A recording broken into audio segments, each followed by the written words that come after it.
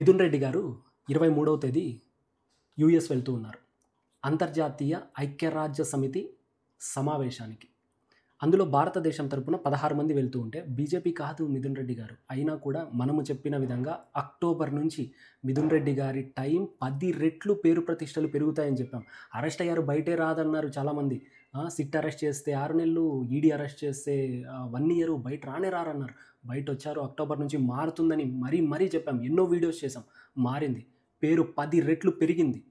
ప్రపంచవ్యాప్తంగా ఏదో తన నియోజకవర్గంలో కాదు, మనం చెప్పింది చెప్పినట్లుగా జరుగుతుంది. కనుక మీ జీవితంలో కూడా ఏ సమయం మంచిది, ఏ సమయం చెడు జరగబోతోంది, ఎప్పుడు జాగ్రత్తగా ఉండాలనేది దయచేసి తెలుసుకొని పెట్టుకోవడం ఉత్తమం. కర్మని ఎవరు ఆపలేరు.